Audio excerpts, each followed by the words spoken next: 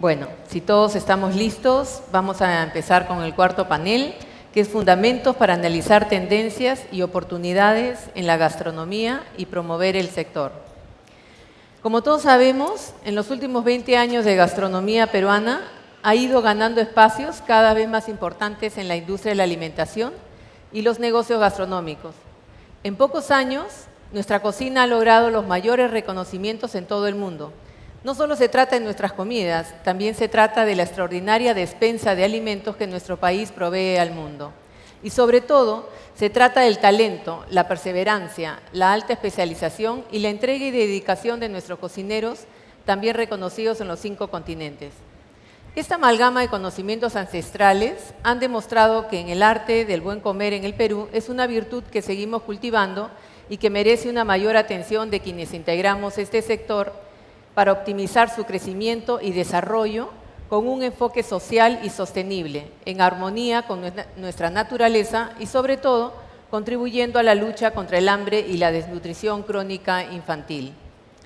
Interesante desafío que podemos enfrentar con resultados favorables si logramos articular nuestras cocinas con las políticas públicas y con las nuevas tendencias del desarrollo del mercado de la gastronomía.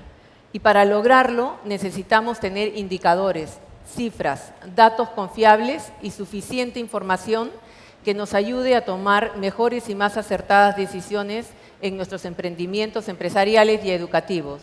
Así garantizaremos el éxito de nuestras empresas y, sobre todo, la mejora continua en los procesos de difusión y de internacionalización de la cocina peruana.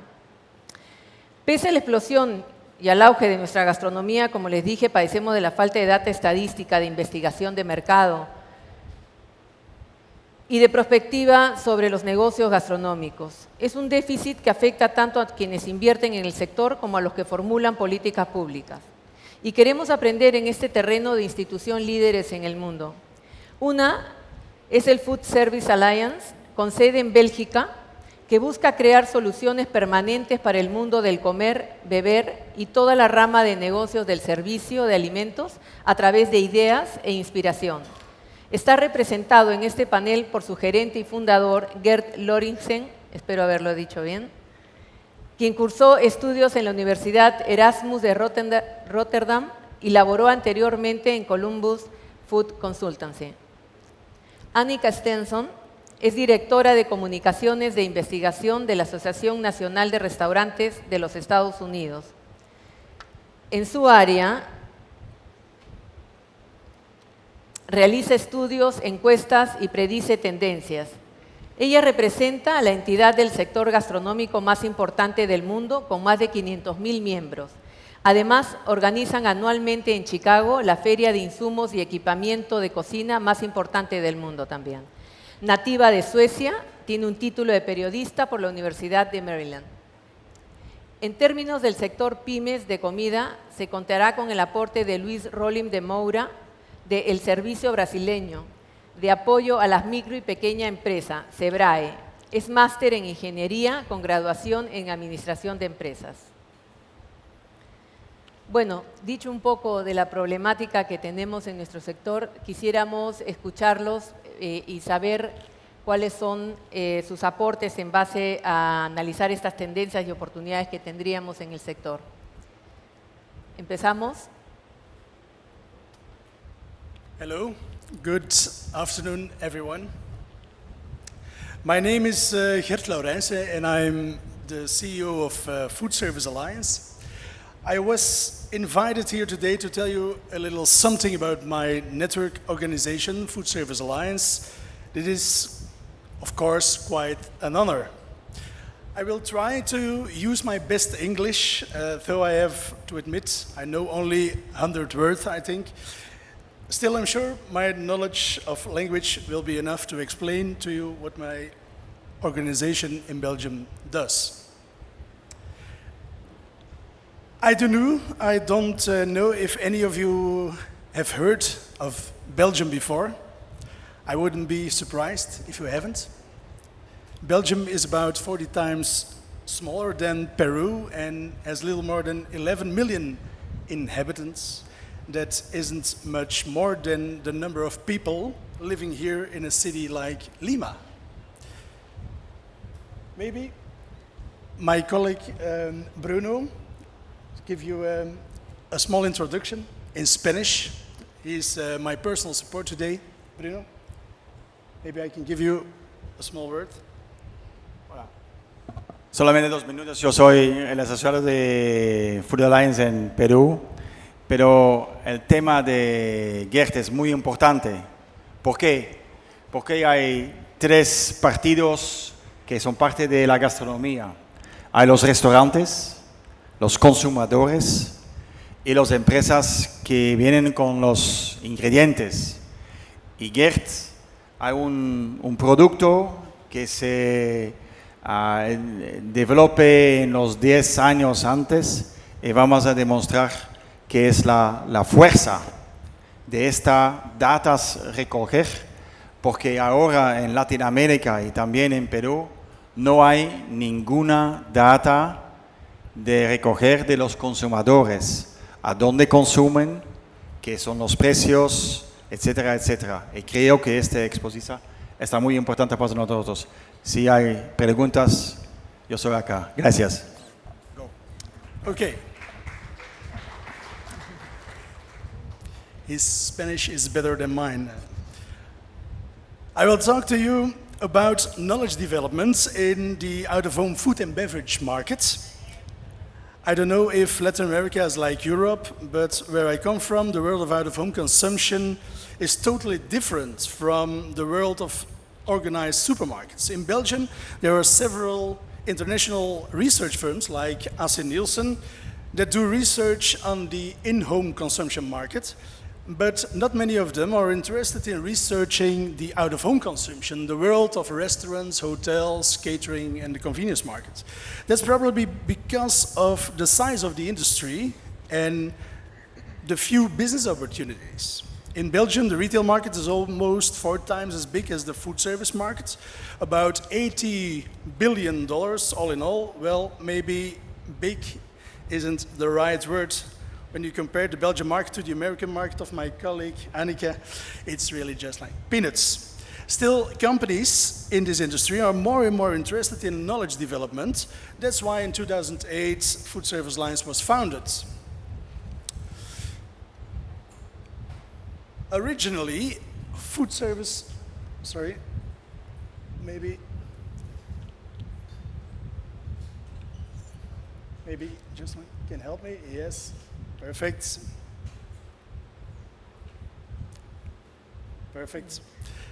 Originally, Food Service Alliance was located in Belgium's neighboring country, the Netherlands. It had been founded here in 1990 and was taken over by Belgium in 2008. It's important to know that Food Service Alliance is not a company with customers, but an organized network with members. We are there for every link in the chain, producers, wholesalers, outlets that are organized in chains of companies, and even the Belgian government. Organizations become members of Food Service Alliance, and for several years they try to develop and share knowledge together. And our company mission is simple. We provide insights and inspiration to people and organizations who want to perform better in the world of out-of-home food consumption. In other words, we want to share knowledge and inspiration with all the links in the chain. We do this by updating our market reports and by organizing insight and inspiration events for all our members. At these events, our members are served knowledge and inspiration in bite-sized pieces. Food Service Alliance is run by a team of young and creative food service professionals with a lot of experience in the industry, and our team consists of only 10 people. It's a very small company.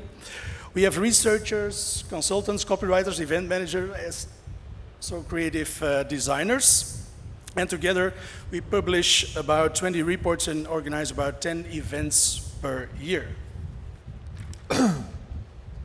Perhaps it would be interesting to know why I founded Food Service Alliance. When I graduated from college in 2001, I started working as a marketing manager in a company that marketed ice cream.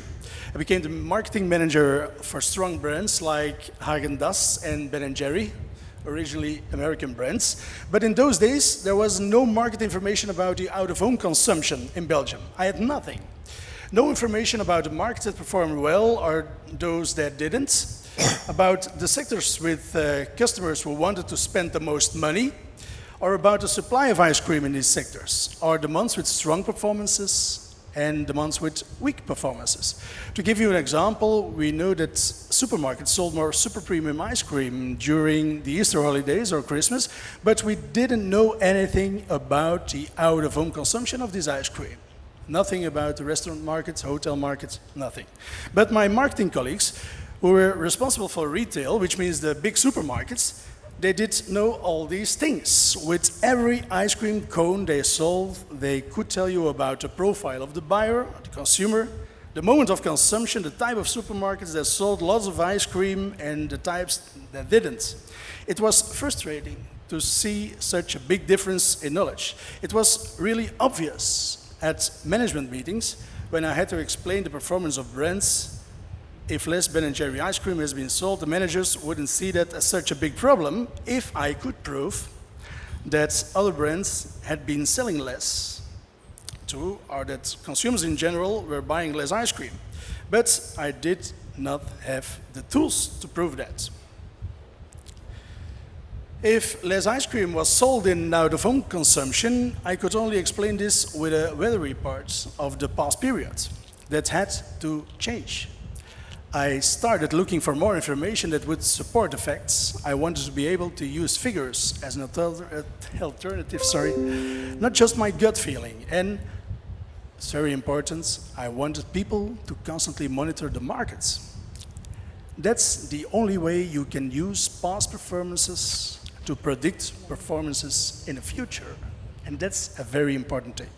That's why I started Food Service Alliance.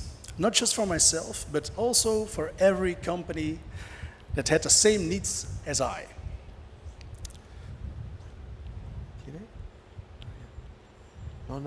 The basis of Food Service Alliance became the Food Service Barometer. I developed a research tool that monitors what consumers eat and drink out of home. It monitors every day of the week, every week of the month, and every month of the year, 7 days a week, 24 hours a day. It became an online study. We asked 12,000 customers, consumers, to constantly share information with us with their smartphones and tablets. And we wanted to know about the outlets they visit and what they were doing there during their visits. By sharing that information with us, today we can constantly analyze the markets. We do this by focusing on 4 factors. We know everything about the consumer, the products he or she buys and consumes, the place, the channel these products are bought, and most importantly, the sector the products belong to. It is very important that we can monitor the sectors and subsectors of the markets. Companies that are members of Food Service Alliance are active in these subsectors. So they wish to know the differences in development between the sectors. What you can see on this slide is the market segmentation of the Belgian food service markets. We make a difference between what we named the hospitality markets, the catering markets, and the convenience markets.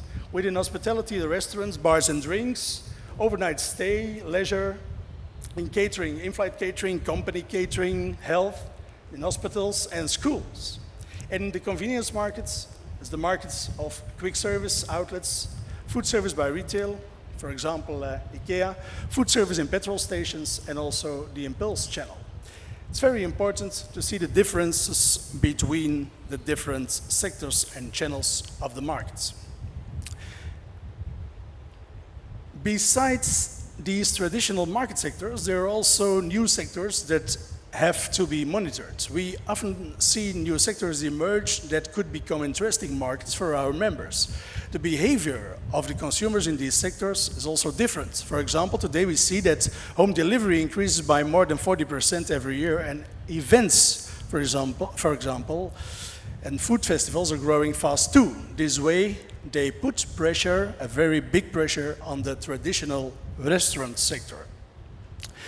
What do members get in exchange for the membership fees they have to pay every year?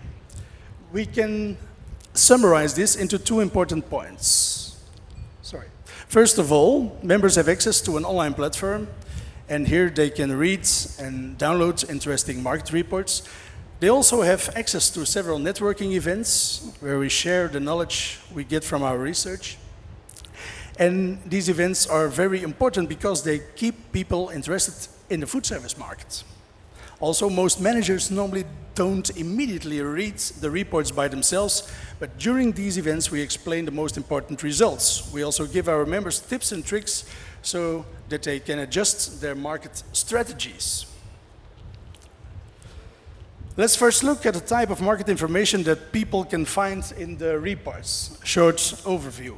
The most important report is the Year Monitor Food Service, which is actually the mother of all reports in the Belgian food service market. This report is published every year, and it makes it possible for companies to learn all essential information about any market sector. Every year we give information by sector on facts, figures, and trends. And every month we also publish trend papers with facts, analysis, and insights about topics like the increasing popularity of out-of-home trends like breakfasts, snacking, blurring, sustainability, etc.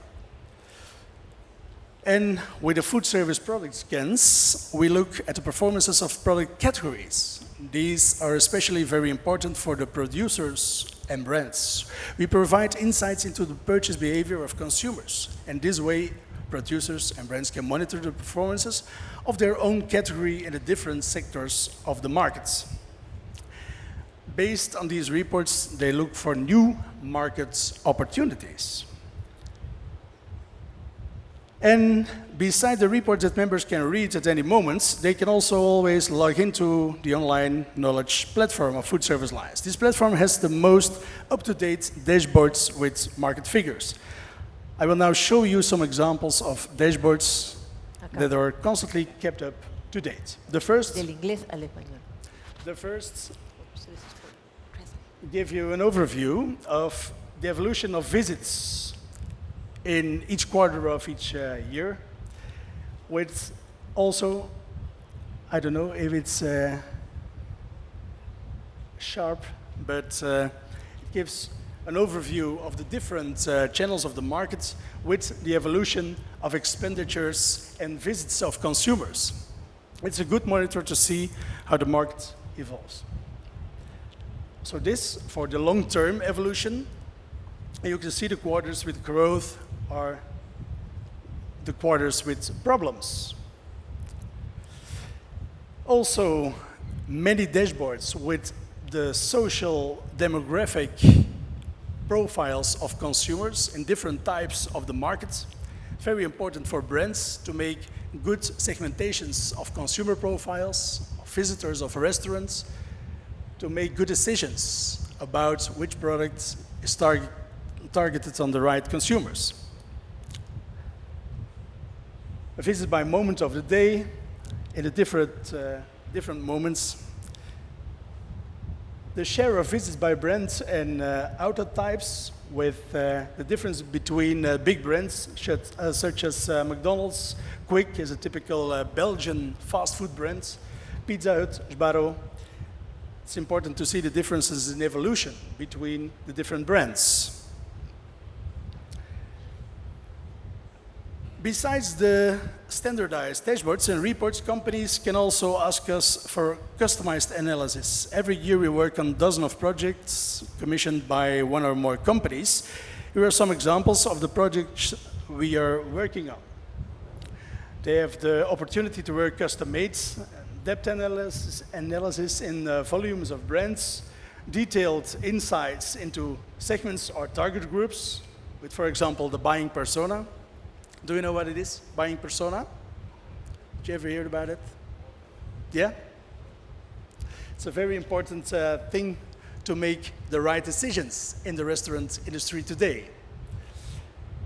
formula reviews with client panels, guest review analysis, category management projects for building one-to-one partnerships between buyers and suppliers, also a very important thing for the future, and field activation support with insights in the shopping trip, customer journey and decision trees, more information about packaging, product placement in the shop on the menu list as a good base for menu engineering, also very important, and analysis of shopping baskets and restaurant tickets. And as I've already said, Food Service Alliance doesn't just publish reports. Another important aspect is the organization of networking events. The most important event is the National Food Service Congress. It is organized every year in collaboration with Horeca Expo, and Horeca Expo is the biggest fair of the hospitality industry in Belgium.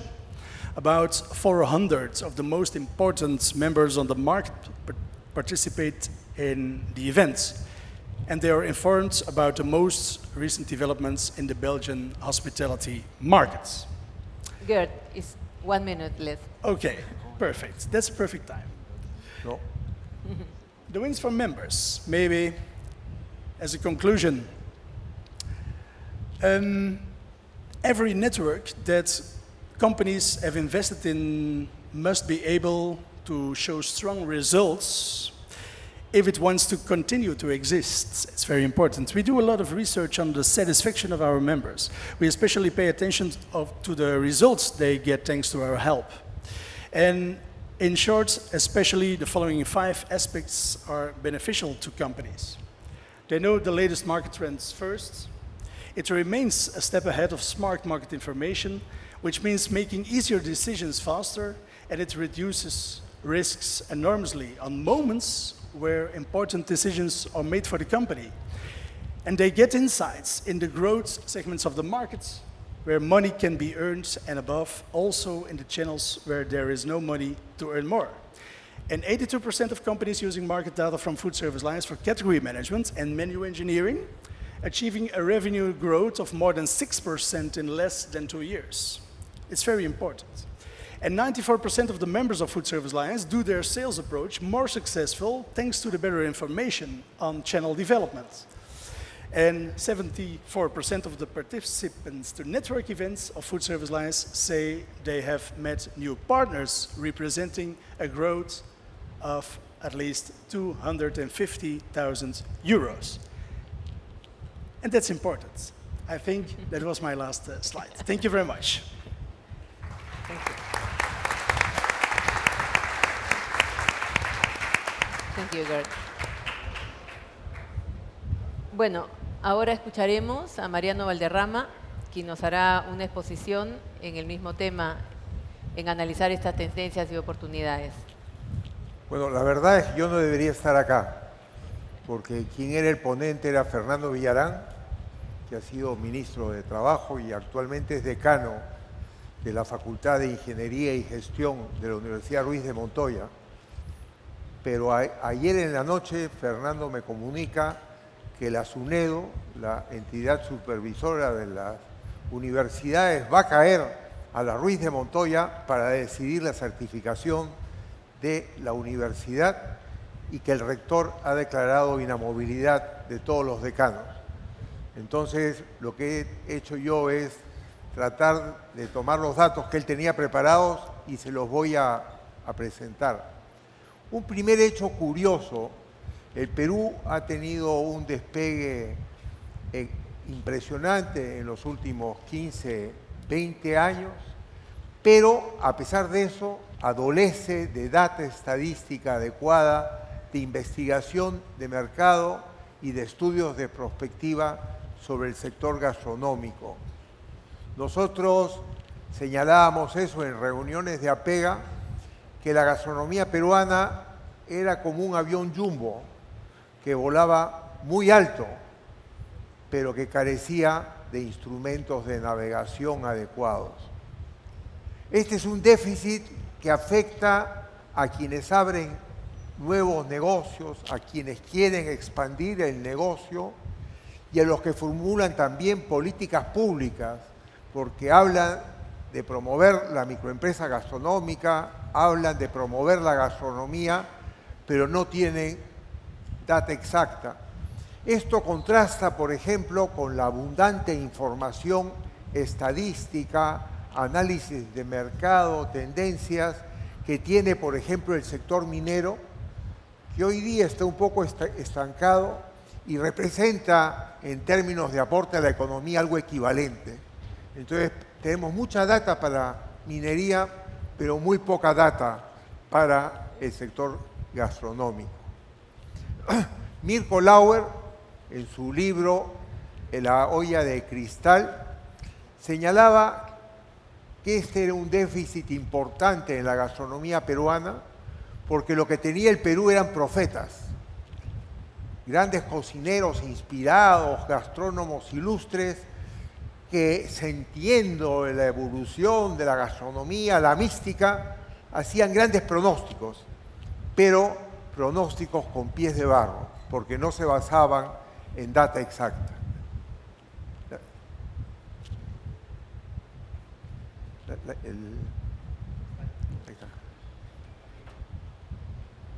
Acá está. Nos faltan, por ejemplo, data desagregada por tipos de negocios gastronómicos, restaurantes gourmet, restaurantes promedio, restaurantes de cocina regional, picanterías, guariques, establecimientos que venden menú, puestos de comida en mercados, cadenas de comida rápida, comida de la calle, tiendas gourmet, fabricantes de equipos de cocina. Todo esto está un poco en la nebulosa y es una experiencia que nosotros tuvimos, lo van a ver en la siguiente lámina, cuando desde Apega publicamos el año 2011 y luego el 2013 libros sobre el boom gastronómico tratando de presentar la estadística y efectivamente basados principalmente en fuentes secundarias y en estimaciones muy gruesas sacamos un dato. Pero la verdad es que cuando venía algún investigador, algún periodista a hacerme preguntas más precisas, pasaba rato muy incómodo porque yo mismo no sabía cómo habíamos llegado a esas cifras o qué sustento tenían. Por ejemplo, de los 100.000 negocios de comida que hay en el Perú, no sabemos cuál es el volumen de venta de los negocios por rubros, por tamaño, por distritos, por tipos de comida. Tampoco tenemos una data exacta, pese a que el Ministerio de Trabajo tiene alguna información, de cuánto ganan los cocineros, los asistentes, los mozos y cuánto rota el personal. Luego también tenemos casi nula información sobre la forma como se abastecen los negocios. ¿Dónde compran? ¿Van al mercado de abasto? ¿Van al mercado mayorista? ¿Tienen proveedores directos? ¿Hay agricultores? ¿Hay pescadores que les venden a ellos? ¿O tienen un intermediario fijo que es el que trae los productos? Y tampoco sabemos con qué tipo de equipamiento cuentan. Hemos hecho nosotros un estudio preliminar recientemente donde tenemos un primer panorama grueso de la información, pero lo que no sabemos, y es clave para el proceso de innovación tecnológica, es exactamente saber cuánto tiene cada uno de los restaurantes y qué tipo de tecnología tienen, si es nacional, es extranjera, es avanzada. Pues estos son los estudios que les refiero que hicimos sobre el sector. Un sector que, por ejemplo, hay estudios sobre algunos sectores.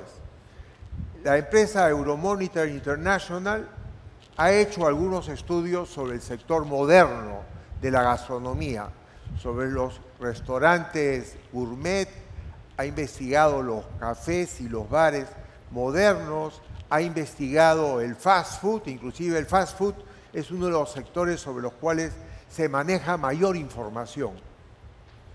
Pero sabemos muy poco, por ejemplo, sobre lo que comen los peruanos todos los días. La gente, como hemos dicho, sale a comer a la calle y la mayor parte se abastece de los menús familiares. Y sobre menús familiares no sabemos nada. ¿no? ¿Cuál es la rentabilidad de los negocios? ¿Son familiares? ¿Son empresariales? ¿Qué tipo de productos ofrecen? ¿Qué elige la gente? Los gustos del consumidor, como lo hemos visto ahora, ¿no? En el caso del Food Service Alliance, mientras que allá tiene una información interesante de una red de 12.000 consumidores, acá prácticamente no tenemos opinión de consumidores. A lo más sabemos que les gusta mucho el pollo a la brasa, el chifa y el ceviche, pero fuera de eso no tenemos información sobre este tema que es tan importante. También hay falta de información sobre los restaurantes de cocina regional. Pedro Córdoba, ¿dónde está Pedro? Bueno, Pedro Córdoba hizo en alianza con la cooperación belga, ahí está al fondo, un estudio sobre los restaurantes regionales de Arequipa, de Cusco, de Lambayeque, de La Libertad, y salía una serie de data que para nosotros era asombrosa. Pero esta información no la tenemos para otras regiones y no sabemos lo que hay detrás de la cocina regional, de la cual hablamos maravilla, ¿no? De la cual decimos que es una de las fuentes de atracción del turismo, pero en donde el conocimiento nuestro de cómo opera la cocina regional es muy pobre. Apega viene en ese sentido trabajando con una serie de instituciones para crear una plataforma de información y naturalmente el primer lugar donde hemos ido es hablar con el jefe del Sistema Nacional de Información y Estadística, el INEI, que dice que tiene alguna información y que él podría también apoyar con algunos muestreos en diversas partes para mejorar la información. Hemos recurrido también a la Dirección de Investigación Socioeconómica Laboral del Ministerio de Trabajo, que tiene boletines sobre la empleabilidad en el sector de restaurantes y hoteles y tiene alguna información de las planillas electrónicas que permitirían conocer este mundo. Y, naturalmente, hemos trabajado también con la Oficina de Evaluación de Impacto de Estudios Económicos del Ministerio de la Producción, tratando de crear entre todos una plataforma y en donde sería necesario traer también a la gente de Mincetur, que tiene un observatorio de turismo, que tiene alguna data sobre el movimiento gastronómico en el Perú, principalmente vinculado al turismo, y desde luego alguna universidad y alguna empresa de mercadeo, porque creemos que no se trata solamente de tener información estadística, sino hay que examinar tendencias, hay que examinar oportunidades de negocio para el tema de la gastronomía. Esta es alguna de la data que está disponible, pero que no está analizada en globo y que es importante. Y lo otro es que no se trata solamente de buscar información estadística. Creemos que hay que tener investigación con prospectiva y, por ejemplo, examinar el boom gastronómico de los últimos años tuvo un sustento muy importante en el crecimiento económico del país, en el crecimiento de los ingresos, especialmente de la clase media. ¿Qué pasa ahora que en estos últimos años hay un bajón de la economía? Y no solamente un bajón de la economía internacional, sino que salvo la India, que sigue creciendo, nuestros amigos chinos bajan de 10 a 6% de crecimiento anual, los europeos están estancados en un 2% o por debajo de un 2%, la economía americana tampoco termina de despegar y nadie sabe cómo va a evolucionar con nuestro querido amigo Trump.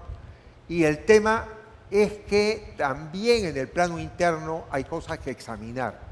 Lo otro que es importante es un análisis relacionado con metas. Si hablamos de formalización de la microempresa, que es uno de los lemas centrales del gobierno y donde el grueso de las empresas del sector comidas son micro y pequeñas empresas, que necesitamos estas estadísticas para evaluar, para tener un índice y evaluar si es que efectivamente las políticas del Estado están teniendo impacto. Yo creo que acá se presenta una gran oportunidad porque, como lo hemos visto en la última lámina presentada por Luiz, la gastronomía no solamente es un conglomerado de restaurantes o de lugares de buen comer, sino la gastronomía es una cadena que arrastra al pequeño agricultor que produce los valores emblemáticos, arrastra a los pescadores artesanales sin los cuales no habría ceviche ni sudado, arrastra a la industria de metal mecánica que provee equipamiento, y es una fuerza tremenda para promover la imagen país y el turismo. Sin embargo, no podemos decir la gastronomía es el factor de desarrollo económico inclusive sostenible si es que no tenemos indicadores, estadísticas que nos permitan medir con exactitud el impacto de la gastronomía. Entonces yo creo que debería declararse como tarea nacional clave, importante, el tener una institución, el tener un equipo de trabajo que nos brinde aquellas estadísticas que se requieren. Y aquí creo que la colaboración con ustedes es clave, ¿no? Creo que la Asociación Nacional de Restaurantes de Estados Unidos es líder en investigar la situación del sector de comidas, del sector de restauración, tiene magníficas información estadística, análisis de tendencia. Tenemos acá lo que nos ha presentado nuestro amigo Gert sobre el análisis de tendencias en Bélgica, en Europa, y con el SEBRAE creo que tenemos por delante un trabajo importante, porque creo que siendo el sector de pequeña y microempresa el sector más importante de la gastronomía y el más descuidado, necesitamos aprender de la experiencia del SEBRAE. Gracias.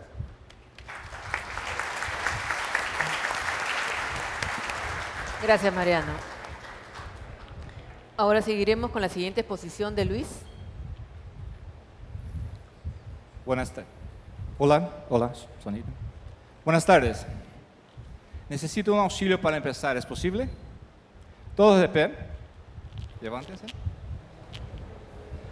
Por favor, conmigo.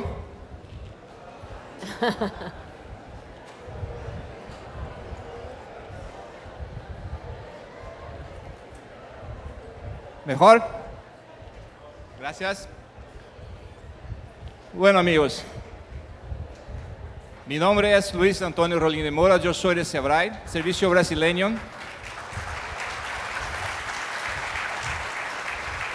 Gracias. Esto llámase fisioterapia mental.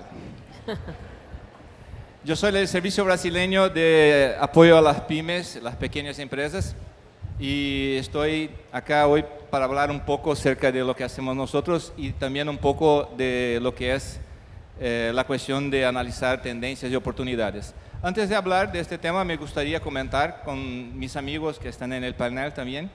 Yo estuve por 6 años como presidente del Sindicato de Hoteles, Restaurantes y Similares de Foz do Iguazú, de las Cataratas, y por 3 años como director de la Federación Nacional de Hoteles, Restaurantes, Bares y Similares de Brasil.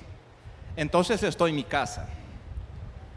En SEBRAE hace 10 años trabajo con proyectos del área de cooperación internacional y también un poco de desarrollo productivo y desarrollo de negocios voltado a alianzas internacionales. Les pido disculpas por mi mal español, es como mi señora, la quiero mucho, todavía no la domino. Entonces, comprendan mis errores como un esfuerzo tremendo de comunicación con ustedes, ¿ok? Gracias. ¿El pasador está? Gracias, señor. Bueno, ¿qué es SEBRAE? SEBRAE es un servicio brasileño, es una entidad privada sin fines de lucro. Recibimos nuestro presupuesto de un valor que se calcula por los sueldos de todas las empresas brasileñas que no son nuestros clientes. Sobre este valor tenemos un 0,3% que el gobierno recoge, después nos envía. Así trabajamos con un presupuesto privado en base a una ejecución pública.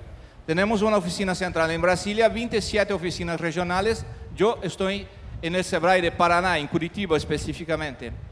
Más de 700 puestos de atención, 7.000 empleados, desde 7.000 consultores. Estamos en casi todas las 5.000 ciudades de Brasil trabajando en el desarrollo de pequeños negocios. SEBRAE, más que una institución, es un organismo vivo que cree que lo que ustedes sueñan es posible. Y estoy hablando de los estudiantes que están acá, estoy hablando de los queridos amigos empresarios que están acá. En mi trabajo yo no puedo utilizar corbata. Utilizamos ropa simples, palabras simples y estamos siempre intentando aproximarnos mucho del día a día de la realidad del empresario. ¿Ok? Yo preparé algunos materiales más para que ustedes tengan a disposición un poco como información acerca de Brasil, porque Brasil es un ser misterioso, todo allá es muy grande, ¿eh? Y siempre nos preguntan así, el mayor del mundo, ¿no es así, Duilio? Todo el mayor del mundo. ¿Cómo es un microemprendedor? ¿Cómo es una microempresa en Brasil? Un emprendedor individual, MEI.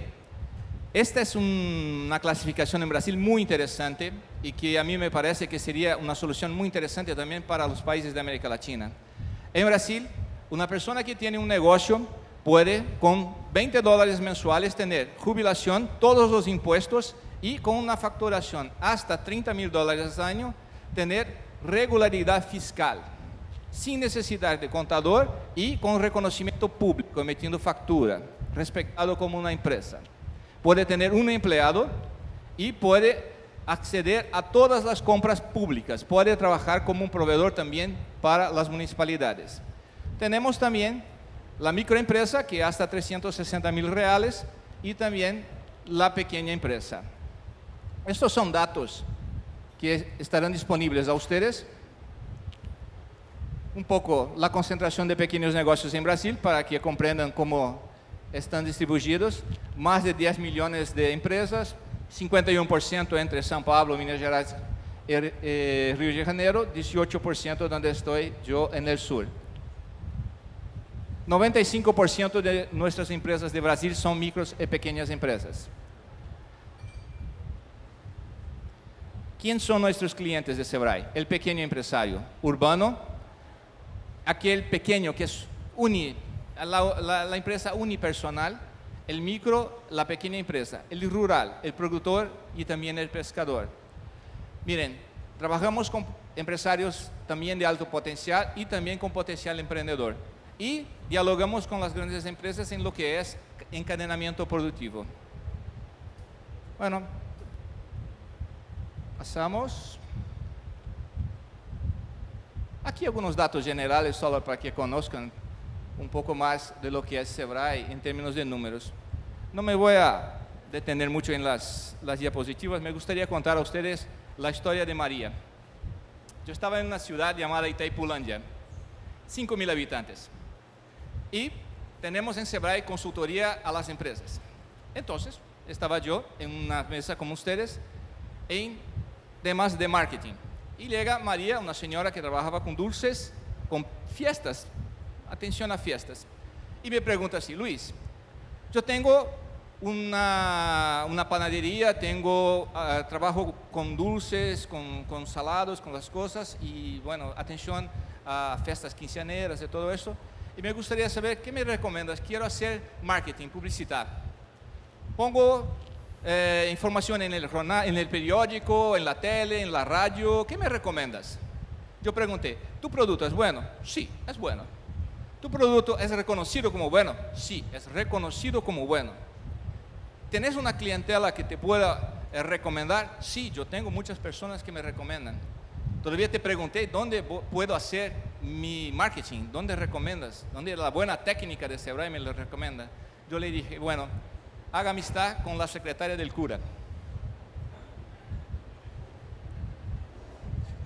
Haga amistad con la secretaria del cura.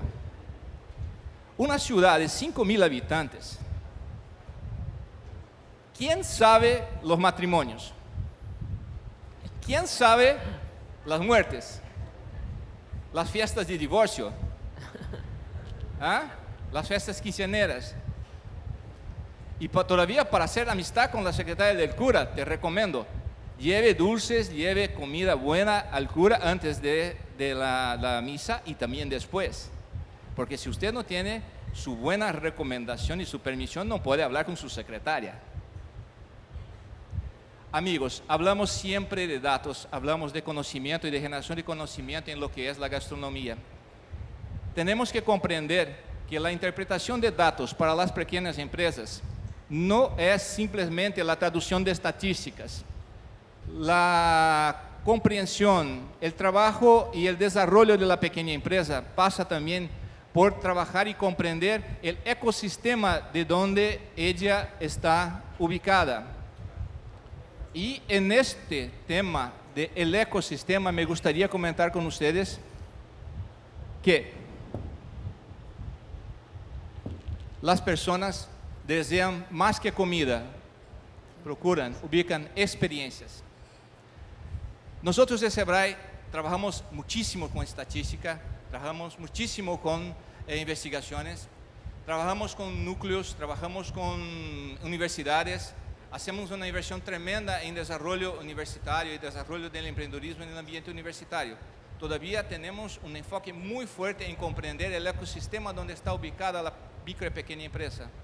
Comprender que un pequeño restaurante necesita de seguridad, necesita de política pública que piense que él es un elemento productivo e integrado a este local, necesita que sus empleados comprendan lo que significa el trabajo más que simplemente un empleo, y trabajamos con el concepto que el pequeño empresario antes de todo tiene que ser un líder. Este principio de trabajo del pequeño empresario como un líder es la base de nuestra actuación. Solamente en mi ciudad, en mi provincia, trabajamos con un promedio de 80 a 90 mil empresas año. Y estoy hablando de empresas que conversamos y entregamos una consultoría directa. No estoy hablando de información que enviamos por la internet. Este trabajo con el sector de la gastronomía está muy concentrado hoy en un principio, que es una directriz nacional de SEBRAE, que es el Slow Food, y principalmente una idea de que la competitividad de la pequeña empresa, la mejoría de los índices de sobrevivencia y principalmente las condiciones de estar en este ecosistema empresarial donde ellos están ubicados en las ciudades, está en su capacidad de ser especial para quien procura, para quien experimenta, para quien vive, para quien está en contacto con él.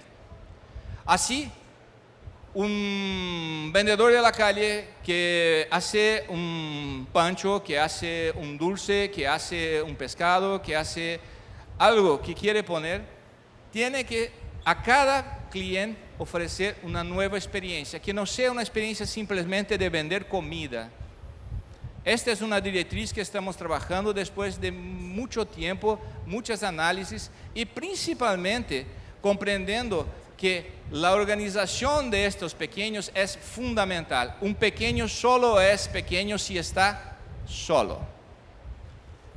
Trabajar en grupo, desarrollar clusters, organizar las personas de una forma que comprendan que su vecino no es su competencia, su vecino es parte de su existencia. Comprender que construir una calle para la gastronomía no es simplemente ofrecer un buen producto, es ser un elemento vivo y activo de este local. Y que para que él pueda comprender si está en el camino correcto, también tiene que aprender a hacer lecturas locales. Y es muy importante, amigos, que ustedes comprendan que cuando organizamos a ellos en grupos, por calles, por núcleos, una de las primeras cosas que les enseñamos es justamente cómo comprender si están en el camino. No solamente por el resultado de la venta, comprender un poco de lo que es la estadística con el lenguaje que el pequeño empresario necesita. Y traducir esto de una manera que ellos construyan argumentos para hablar con el intendente, con el concejal, para que ellos no lleguen siempre a golpear la puerta solamente con reclamos y llorando, para que ellos puedan construir también un discurso fuerte. La estatística es importante para comprender no solamente la construcción de un destino, mas también para poder crear argumentos. ¿O ustedes nunca utilizaron un buen argumento al llegar tarde a la noche a explicar a su mamá o a su papá? O peor, a su mujer o a su marido. Sí, querida, mi estadística dice que todos los maridos llegan por lo menos 2 veces al año después de la medianoche. Hoy es mi día. Amigos, por más que parezca un chiste, la realidad del diálogo continuo de las micro y pequeñas empresas necesita que ellos comprendan un poco cómo utilizar a estas informaciones. Y una cosa que me gustaría dejar como un mensaje a ustedes. Más que conocer las herramientas, más que tener los datos, hay que enseñar a la gente cómo utilizar esto en el diálogo continuo con la parte pública y principalmente con las asociaciones empresariales, que tienen que estar siempre fortalecidas. Asociaciones como apega, asociaciones como las cámaras comerciales, así, hay que tener una presencia. Cuanto más presencia conseguimos que los grupos tengan, mejor. Si no, es como tomar caldo con tenedor. Un enorme esfuerzo y un pésimo resultado. Hay más 4 o 5 diapositivos, mucho texto, algunos factores favorables, algunos factores desfavorables. Todo que está acá no es novedad. Ustedes van a leer, escuchar, porque es una fotografía de casi todo lo que tenemos. Un poco de nuestros clientes, ven que trabajamos con toda la cadena productiva. Y finalizando las oportunidades que identificamos. Primero, la valorización de la cocina y de los ingredientes locales. Esto es muy importante y se utiliza mucho en esta construcción. La integración del concepto de la experiencia con otros temas. Así, fiestas y comida, de la misma forma como podemos trabajar temas diversos. Locavorismo, consumo local. Lo que usted produce en el local se valoriza y se consume en el local. Eso es muy importante. Productos con indicación geográfica y los desafíos, los retos. Promover acercamiento, integración, modificación, cambio de los modelos, creatividad. Y principalmente, amigos, que ellos comprendan que los elementos estatísticos, la lectura que van a hacer en su día a día, y estoy hablando de trabajar datos con gente que tiene solamente una virolme, un papel, no estoy hablando que tienen ni computadora, que utilizan su contabilidad está en su móvil, que ellos comprendan que sin regularidad no existe buena gastronomía, no existe una atención al cliente que prospere. Amigos, este es mi mensaje. Me gustaría agradecer a ustedes y principalmente a Apega y a todos los participantes de este panel, a la señora de Estados Unidos, al amigo de Bélgica. Muchas gracias, es un honor estar con ustedes. Y este profesional que transitoriamente está trabajando en SEBRAE, que todavía cree que la micro y pequeña empresa, que ustedes como emprendedores son el futuro, les agradece y se pone a vuestra disposición en Brasil. Yo siempre digo a mis amigos, si quieres hacer buen negocio con China, tienes que tener un buen amigo chinés. Si quieres hacer negocios con la China latinoamericana, que es Brasil, procura un buen amigo brasileño. Yo estoy a vuestra disposición. Gracias.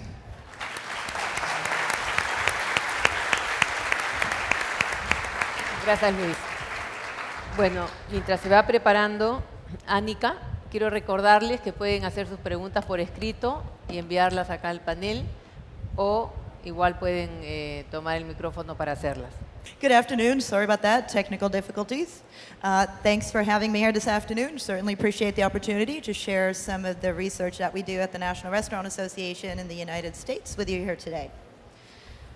So if you are not familiar with the National Restaurant Association, this is what we do. We are the leading business association for the U.S. restaurant industry. We represent about 500,000 restaurant locations in the United States, all 50 states and territories in addition to that. And we cover a lot of ground with our members, everything from lobbying on Capitol Hill in Washington, D.C., in state capitals as well, to hope for a favorable environment for the restaurant operations. And we also have one of the world's largest trade shows in Chicago every year. It brings about 70,000 people. from all across the United States and more than 1 countries around the world. It's actually coming up next month, so if you have an opportunity, please join us in Chicago. But of course, we also do a lot of research, and this is what I'm here to cover today. So my plan here is to touch really quickly on a few key points in each of these areas. I will be going through these slides relatively quickly, so if you have questions, I'm happy to answer them either in the Q&A session or after this section. I'll be hanging around for a little bit. So first, let's take a 10,000-foot view of the restaurant industry as it looks today in the United States. Definition of terms, when we talk about the restaurant industry or the food away from home segment, this is what I mean. All meals and snacks prepared away from home, including all meals, all takeout meals and beverages. So this is a lot wider than a lot of people think of when they hear the term restaurant. It's, of course, sit-down restaurants, fast food restaurants, everything in between, but also anything from catering, coffee shops, food service in places like hospitals and universities, for example. We have non-commercial food service in places like schools and prisons, concessions in sports and entertainment venues, airports, also military food service, so it's a pretty wide swath. And with that in mind, these are our projections for this year for the United States restaurant industry. We expect sales to reach $799 billion in more than 1 million locations, supporting 14.7 million employees. And when we look at sales growth this year, we project a 4.3% growth and 1.7% when adjusted for inflation. So as you can see here on this chart of the last 50 years or so, this is a pretty moderate growth rate that we're leading through right now compared to especially back in the 70s and 80s. And between segments, growth is not distributed equally. We see some segments are growing faster than others. We have table service restaurants here, sit-down restaurants. That is the largest segment by volume of sales, but its growth rate when it comes to sales is a little bit lower than the overall industry, which again was 4.3%. And quick service and fast casual restaurants, also known as fast food restaurants, it's the second largest by volume when it comes to segments, but it has a faster sales growth this year at 5.3.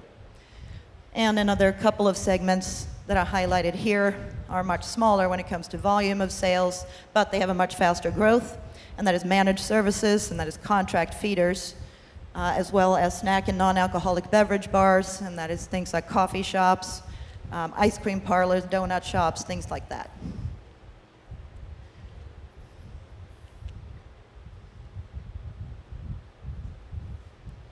Trying to aim this over there from now on. But our industry really is an economic powerhouse in the U.S. economy. If the U.S. restaurant industry were a country, we would have a larger economic output than most countries around the world, including countries like Argentina and Thailand, for example. And sales growth alone in the restaurant industry in the United States is larger than total sales of a lot of other industries. For example, it's a lot more than Hollywood makes in a year. And when it comes to consumer spending, U.S. households spend about 13% of their total budget on food, and this is food at home as well as away from home. Housing and transportation are the largest spending categories, but food is number 3. And breaking that 13% down a little bit further, looking back in time, back to 1955, this is when people in the U.S. primarily ate at home, cooked at home. Dining out was primarily for special occasions, maybe business travel. Back then, Americans spent about a quarter of their food budget in restaurants.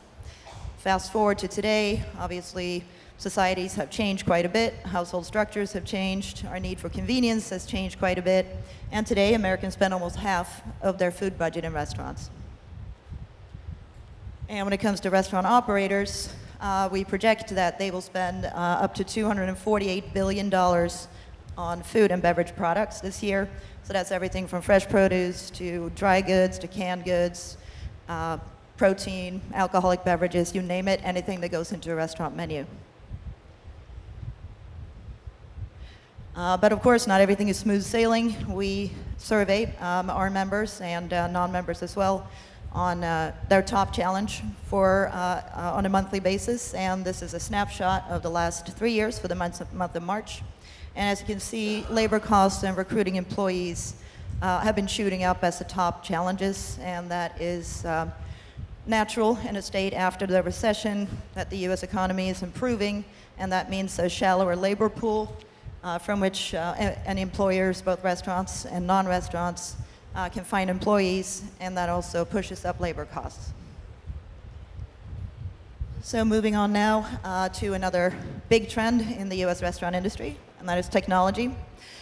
We are an industry based on hospitality, of course, so the human element of service is never going to go out of style, still very, very important. Our research shows clearly that consumers still want that human element, but people do understand and recognize the benefits of technology, and currently 1 out of every 4 Americans say that actually matters when they choose a restaurant, the availability of technology. Whoops. Back. And some of the technologies that they use in restaurants, more than half have used free Wi-Fi in the last year, and about 2 out of 5 have used tableside payment options, and about a third do electronic ordering or kiosk ordering. About 29% have used none of these technologies or any other technologies in restaurants in the last year. And that is fairly significant. It's 1 out of every 3 consumers. And some of the reason for that, of course, is that not all restaurants have these technologies available. So we also ask consumers a hypothetical question. If it were available to you, would you use it? And as you can see, the numbers jump quite a bit, indicating that U.S. consumers certainly are willing to use technology if it's offered to them. And when it comes to smartphones, seems like everyone has one these days. That's almost true. We found that 3/4 of Americans now have smartphones, or adults, I should say, have smartphones. And many people use their phones for various restaurant-related activities, including these. The most common ones are basic information about restaurants, locations, hours of operations, looking at menus, but also a fair amount of people order takeout and delivery on their phones on a regular basis throughout the year. That's pretty significant. And more than half also use their phones for online reviews as well as rewards programs. And when it comes to what restaurants currently offer, when it comes to technologies, again, it is a huge trend. Technology is in the industry, but that doesn't mean that all restaurants have it. As we can see here, the most common types of technology that restaurants currently offer are websites and Wi-Fi for guests. Then it drops off quite a bit when it comes to online ordering, online reservations, smartphone apps, or mobile payment, things like that. But in general, again, consumers do appreciate the benefits of technology. They find that it speeds up convenience, order accuracy, and adds to convenience. But 45% of Americans, so close to half of Americans, still say that it makes the restaurant experience more complicated. And that is obviously the opposite effect you want technology to have. So it just underscores that you got to do your research carefully when you pick what restaurant platform or technology platform you want to use in your restaurant. And also you want to make sure that your staff is trained to walk customers through that process on site. And also that the user interface is intuitive and easy to use. So moving on now to some of the top consumer trends that we're seeing. There are several attributes that American consumers tend to use in their decision matrix when it comes to choosing a restaurant that they want to go to. Things like value, convenience, food quality are all important elements, customer service as well, all important elements. But what's on the menu is also very, very important. We're in the food business after all. So we found just recently, we did a survey last fall, and found that 70% of consumers say healthy items on the menu would make them pick one restaurant over another. That is 7 out of 10. That is quite a lot of people. And similarly, 2/3 say that they would pick a restaurant that serves locally sourced item over one that doesn't. 3 out of 5 say that they would do the same for environmentally friendly food.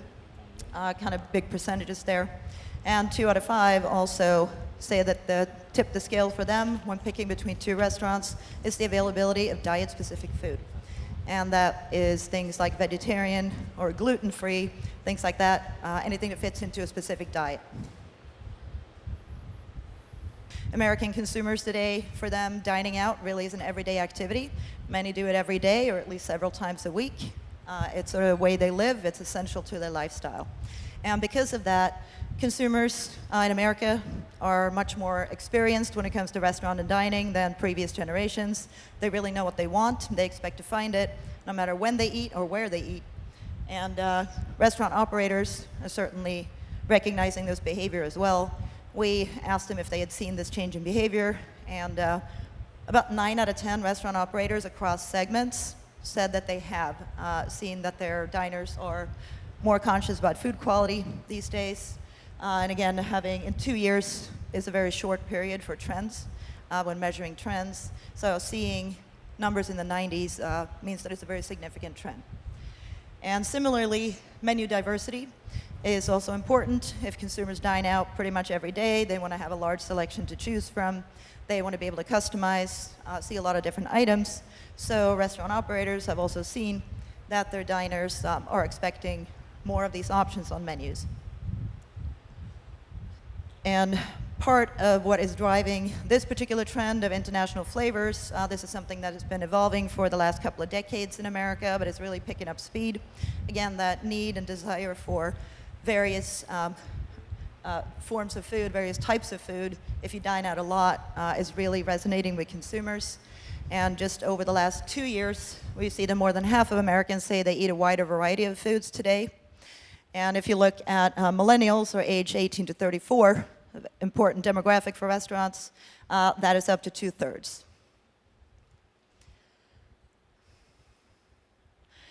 And of course, ending here on menu trends, we do a fair amount of research on this as well. And menus, of course, are primarily driven by consumer demand. Obviously, chef creativity plays a lot of play here as well. But primarily what consumers want, restaurants are going to get them. So again, with this more sophisticated consumer that is more experienced in the restaurant space, we're seeing trends widen from individual ingredients more to themes and ideas. So more concept-based trends. So in the past, it might have been whether kale or cauliflower is going to be the hottest trend of the year. But these days, it's more about whether that kale or cauliflower is locally sourced, is it grown in an environmentally friendly way, and is it prepared with nutrition in mind? So we survey professional chefs, about 1,300 of them every year, to see what the top menu trends are for the year ahead. And here is the top list for the more concept-based, broader type culinary trends that we're seeing today that the chef said are the hottest trend. And we see some familiar themes here: local sourcing, environmentally friendly food, nutrition-based things. And again, this is because consumer trends generally drive what's on the menu and what chefs work with. And when it comes to more specific trends, ingredient-based or individual food-based, this is the top list for that. Again, we're seeing our familiar themes here. Local sourcing here in the form of house-made items, doesn't get more local than that, making it yourself. Again, sustainability is on there, nutrition is on there. And here we're also seeing these international flavors and ethnic cuisines also trending on restaurant menus. So just a few things to summarize. The restaurant industry is poised for growth this year. There are some challenges, primarily in the workforce and labor cost space. But again, we are expecting the industry to grow. Technology is a huge trend, but acceptance varies, both among what restaurant operators are offering, as well as what consumers are interested in using. And when it comes to the consumer, a very different animal than it was just 10 or 20 years ago at least. Things are changing very quickly. Today's consumer really know what they want. They're very experienced in this space, and because of that, food trends are becoming much wider than they used to be, based on ideas and concepts more than individual ingredients. And some of these evolving trends that we're seeing today that are particularly strong are local sourcing, eco-friendly food, nutrition, and international flavors. And that's what I have for you. Thank you, Annika. Thank you.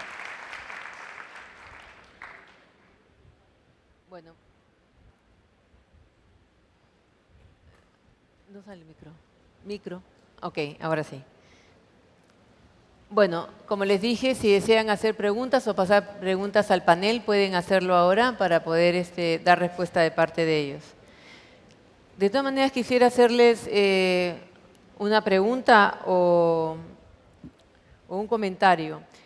Desde el punto de vista de ustedes, ¿cuál debe ser la visión que debe tener el empresario que decide invertir en infraestructura turística respecto de la gastronomía? Muchas veces se cree que la buena infraestructura, las instalaciones cómodas, los espacios de confort en hoteles, centros comerciales o parques de entretenimiento son suficientes para el éxito del negocio, dejando en un segundo plano la oferta gastronómica per se. Y nos olvidamos también la parte de servicio o lo que realmente el consumidor desea. ¿Cómo lo ven ustedes? Gert.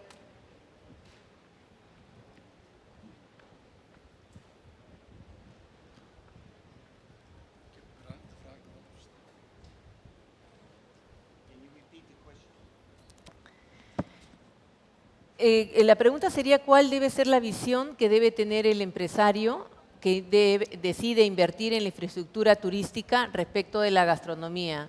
Desde el punto de vista que se cree que la infraestructura, las instalaciones cómodas o los espacios de confort son lo suficiente para tener un éxito en el negocio, dejando en segundo plano la oferta gastronómica, precisamente el servicio y lo que el consumidor desea, ¿no? I think there's a big difference. There's a big difference between the total experience of consumers and what consumers find on their plate. And in the fine dining, for example, it's very important to see that kind of things. But in other parts of the markets, for example, on restaurant services in airplanes, at airports, etc., there's a big difference. Maybe Bruno, you can say more about it. It's a very difficult question. The question should be more focused.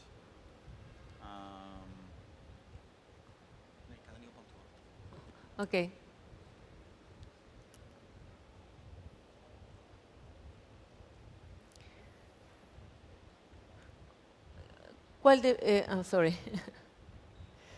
¿Cuál debería ser la visión que debe tener el empresario que decide invertir en infraestructura turística respecto de la gastronomía?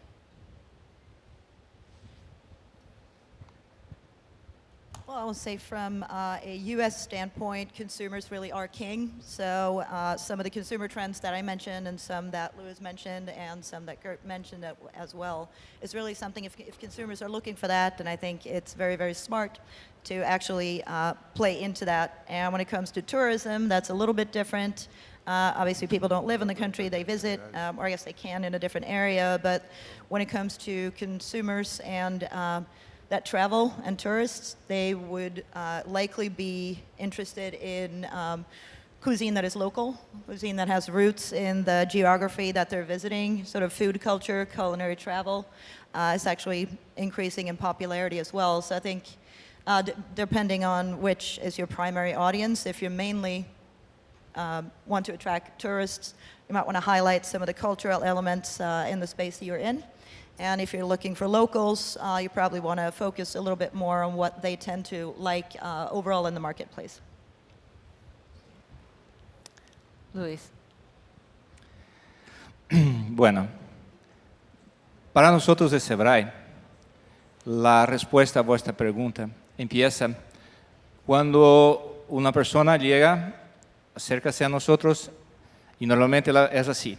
Yo tengo una idea, un poco de plata y quiero que me lo digas, ¿dónde puedo aplicar para tener certeza de éxito? Y ahí contestamos, si yo supiera no estaría trabajando acá. Y en realidad, nosotros creemos que el desarrollo del negocio en la alimentación y gastronomía para el pequeño y mediano empresario, en la lógica de conectar lo que es el ambiente con el negocio y principalmente con la oferta que quiere hacer, empieza por un estudio, un plan de negocios.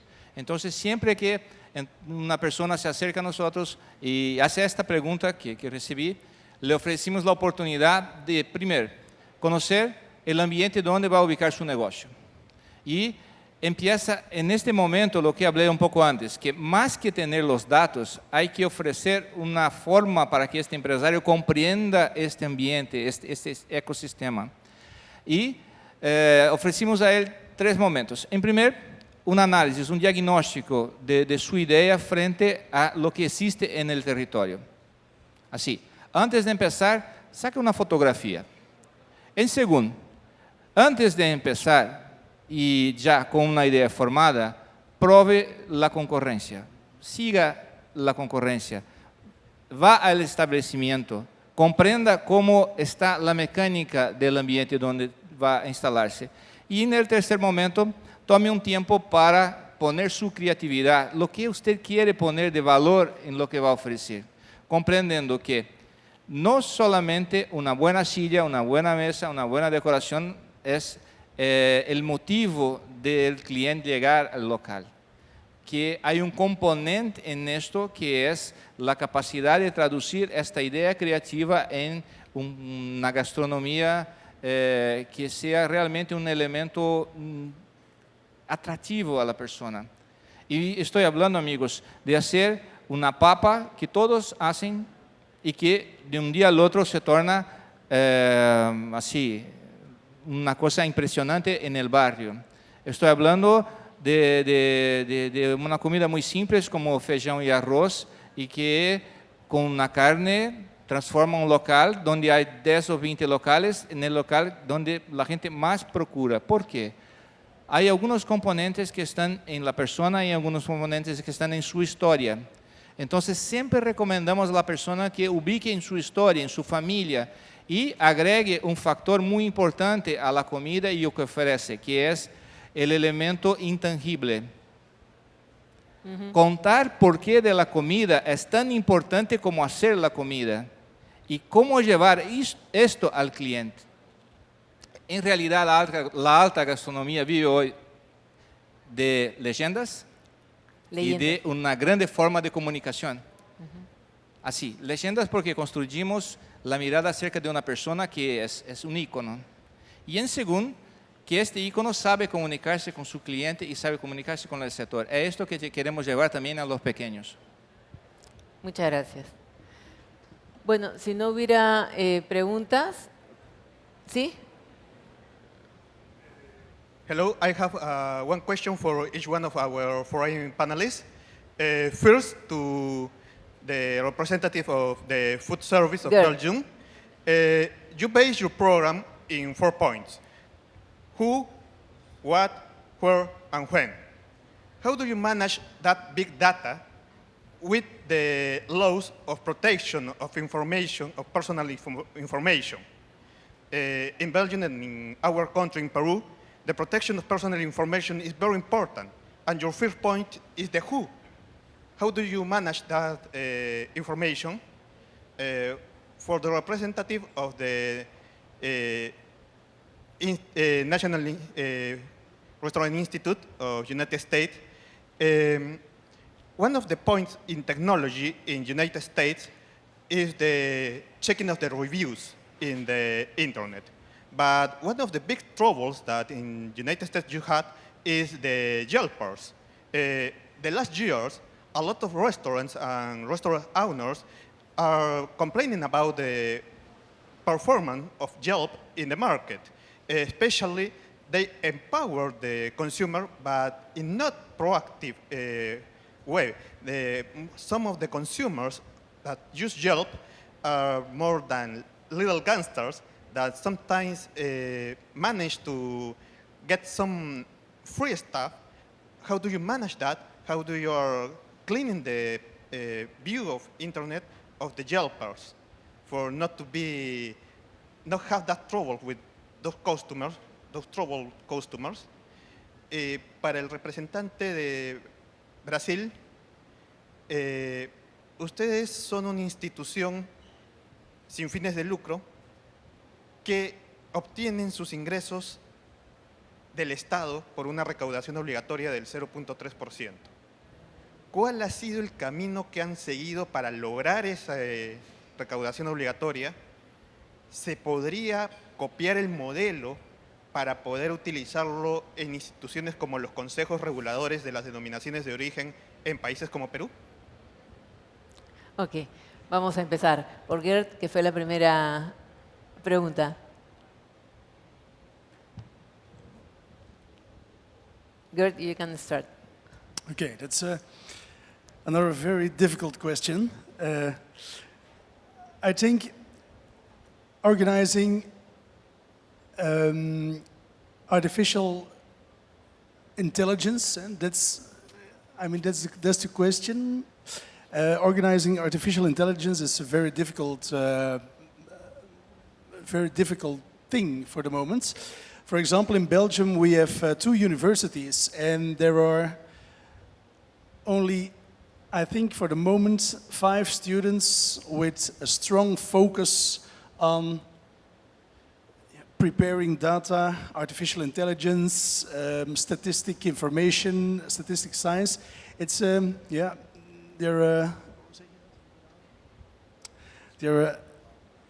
it's looking for white birds for the moment in a small country. It's very difficult.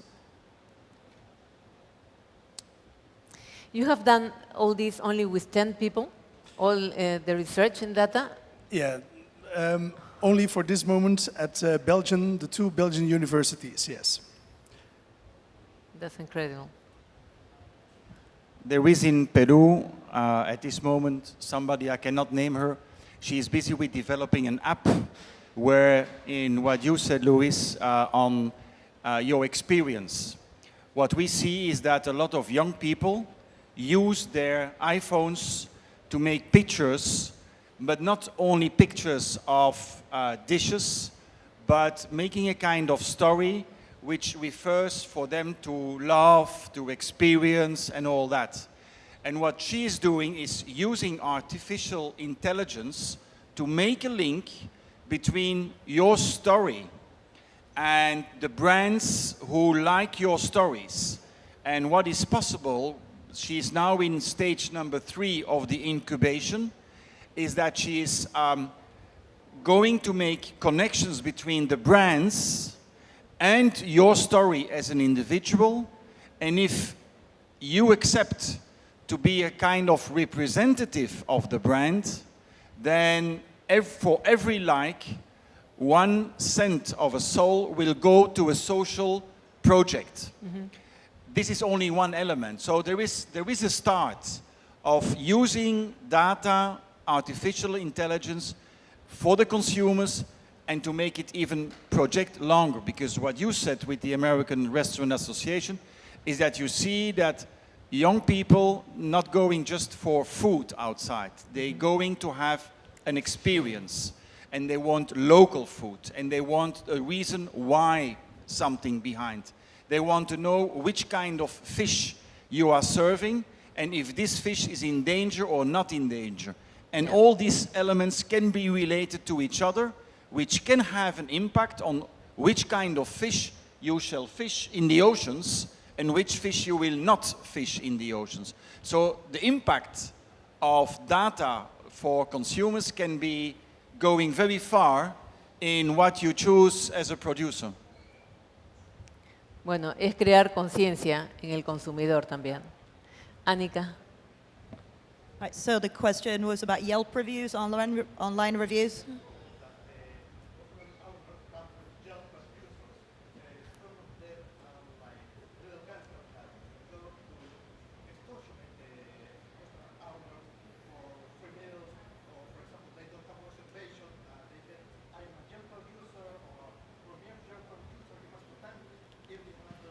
Hacen preguntas bien difíciles de entender, ¿no? Debemos tener un traductor de preguntas. Right, yeah, it's Yelp and other online review sites, peer review sites are really a blessing and a curse. If you do a good job, people like you and you get good reviews, but even little things can set people off. And unfortunately, there are a few of them out there that think they should get preferential treatment by giving you a good review. That's not how it's supposed to work. Yelp, the company, should actually be contacted if that's the case. They are very serious about making that not happen. So that's a good step, contacting the company to say that this Yelp reviewer did something that they're not supposed to do. Other than that, obviously, offering great customer service is step number 1, so to head it off at the pass. If a problem occurs, make sure you address it directly. Address it in the store if you can. If you don't know about it and just read about it later, responding to that review online and sort of fixing the problem is typically very, very effective in getting that person to change their review to a positive one from a negative one. And again, for the people who think they should get preferential treatment, extortions, as you said, it's tough to manage, but again, my best advice would be to contact Yelp as a company because they have policies against that. And I know personally that some Yelp reviewers have actually had their accounts shut down because they've been doing that. So. Ok, gracias. Luis. Ok. Bueno, amigos, la respuesta es que sí, es posible. Lo único que esta forma de recaudación es fruto de un pacto sectorial. Las empresas que pagan son las empresas que no son nuestras clientes. Así, los grandes pagan. Los pequeños y medianos que son nuestros clientes no pagan. Entonces es una forma de devolver a la sociedad un poco de la capacidad de desarrollo que el país tuvo. Esto fue un pacto sectorial y la administración de estos fondos es hecha por las cámaras, las confederaciones empresariales de Brasil, Confederación Nacional del Comercio, de la Industria, de la Agricultura, aliado con universidades en un marco de soporte y también con el gobierno. Así, una parte del trabajo que el gobierno necesita hacer para este universo de 90% de los pequeños que pide una capilaridad muy grande, una atención muy grande, los servicios sociales que somos nosotros asumimos todavía siempre con los aliados locales, que son las cámaras comerciales e industriales locales. Entonces, no es solamente tener la plata, es tener el pacto social para el desarrollo. Por eso que la implementación de esto es posible, todavía no debe concentrarse, no debe estar solamente en tener una ley que te propicie el fondo. Hay que tener también un acuerdo económico sectorial que pueda transformar esto también en un instrumento de desarrollo. ¿Y dónde los grandes tienen su ganancia? Así, ¿dónde está su gran momento de contribuir? Justamente porque desarrollando la economía, desarrollo ambiente, ellos tienen clientes, hay toda una lógica de encadenamiento productivo y económico en esto. Este es el ambiente. Gracias.